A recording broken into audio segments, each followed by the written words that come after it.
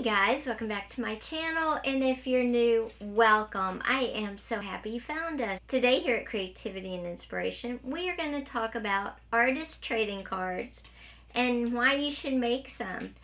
And you don't have to be an artist to make them. So come on in, get a little closer. I'm going to show you some examples and we'll talk more about them. They're very interesting. They haven't been in existence that long, and yeah. Let's just get started.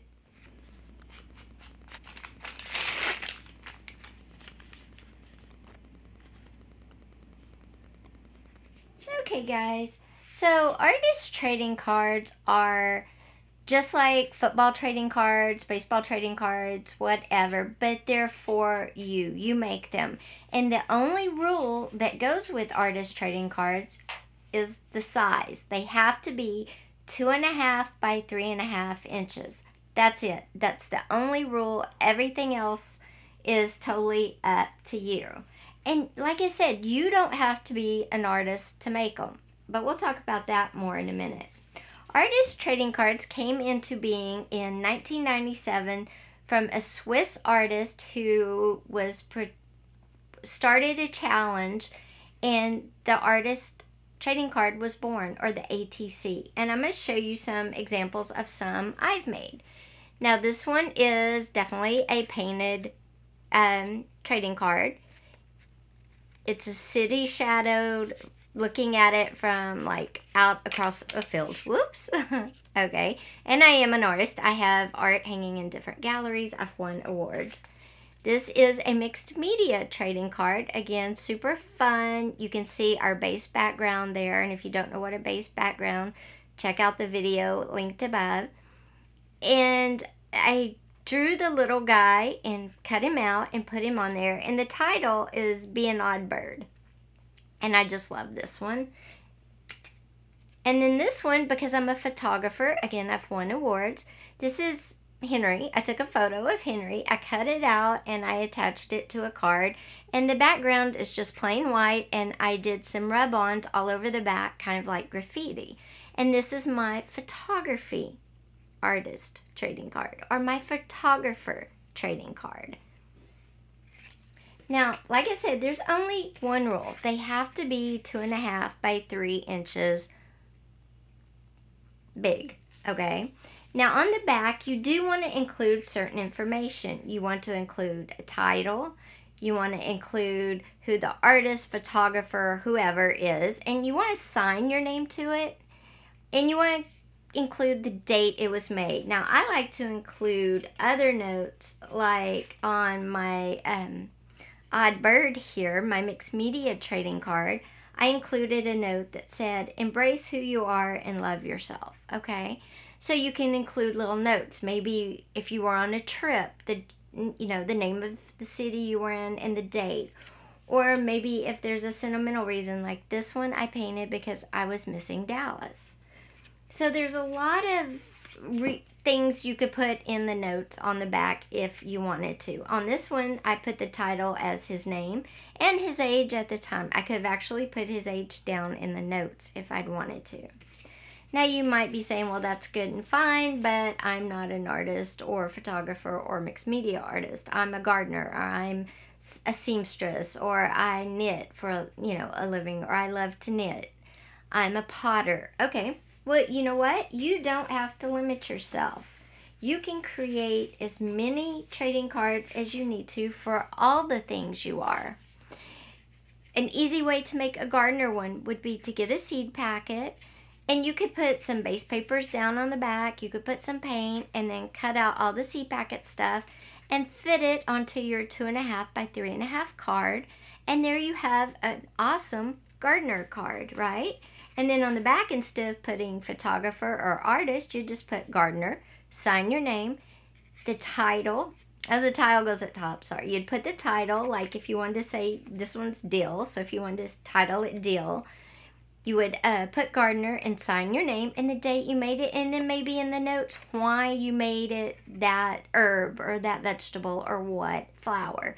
you know, my favorite flower. Oh, I'm experimenting with this new herb, whatever. These are super fun to make and super easy, and we're gonna make one at the end of the video. Actually, we're gonna make a gardening one because I also love to garden. But why would you make these? What is the purpose? Well, you can trade them and people keep them. They build collections, so you could trade with other artists, with other groups. In fact, in 2 of the groups I'm in on Facebook, we are doing a ATC, artist trading card, swap. And one is themed trash because I'm in a junk journal group, and one is entitled trash, so it will all be made from recycled materials. And then another group, it's going to have a Halloween theme, so they can be anything you want them to be. But why would you make them? Okay, well, like I said, you could trade them and collect people's.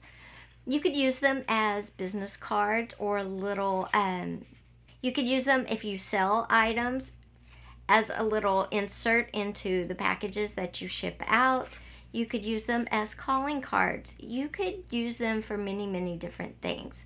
So don't limit yourself by my suggestions. I'm just here to give you ideas, you know, inspiration. So that's what artist trading cards are and why, or what you could do with them once you make them. But let me show you how simple it is to make them. And I wanted to show you first, I have a bunch of blank ones already cut. I keep them cut. It's very easy. I have what needs to go on the back written down, so if I ever forget, I have it, which I won't, but if I did.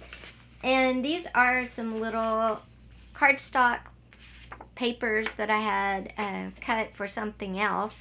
And I'm just using these, taking my paper cutter and trimming them down to the 2.5 by 3.5 size.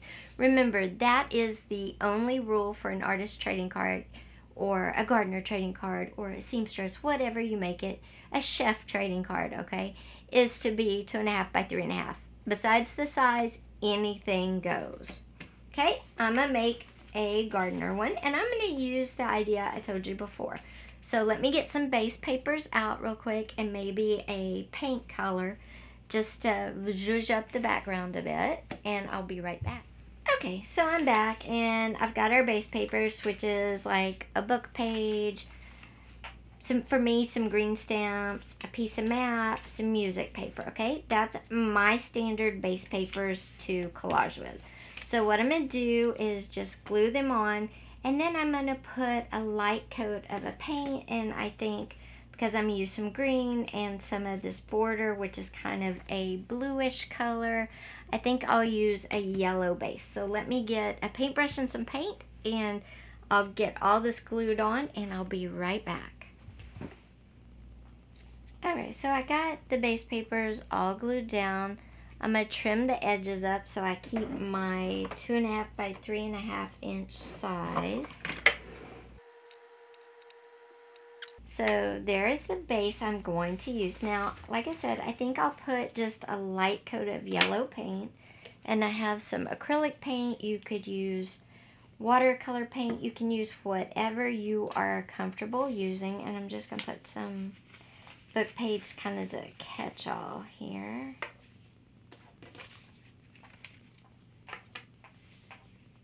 And I did leave some white showing too of the original card, as you saw when I held it up. Now I'm just going to kind of paint. I'm not going to paint real heavy because I do want to be able to see like the paper underneath.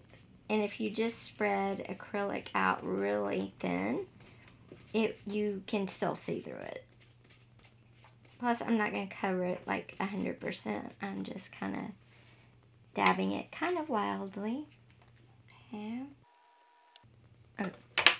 Okay, so as you can see, you can still see the music paper in there and the green stamp, but I did hit it with some yellow paint, which I think just kind of makes it pop a little because I didn't want my words or my border getting lost. Okay, I'm going to close up my paint and start cutting apart my little seed packet here. Okay, so I want to very carefully, because I'm going to use some of the border,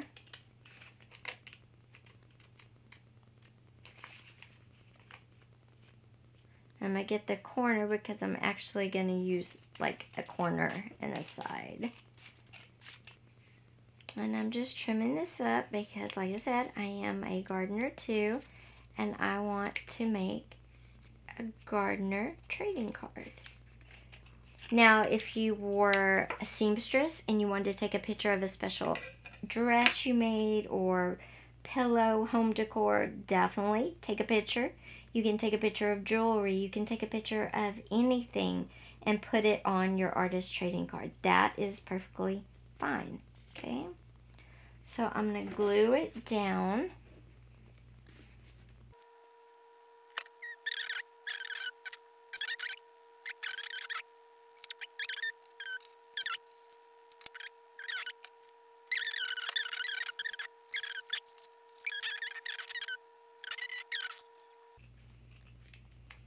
Okay, there's my dill that I cut out.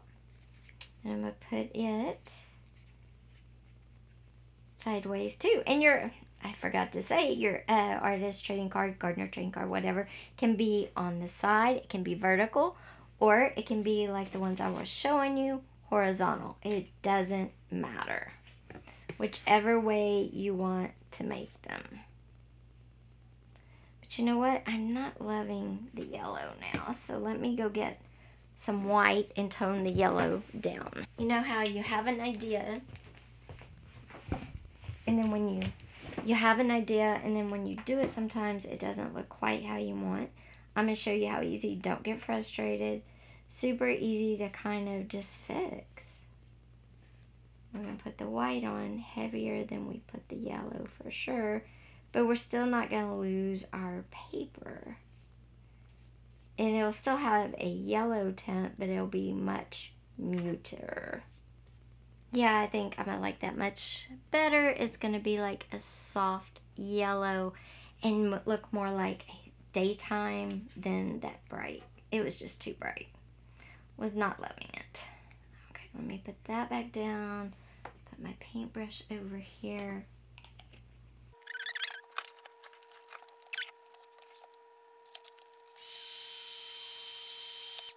Okay, and I like to be real with you and show you when things don't work out as I had originally planned, because I think that just shows everybody too that if yours doesn't work out as originally planned, how to just go with the flow, and shows that, you know, I know a lot of YouTubers want to present that they're perfect. They're not. Trust me.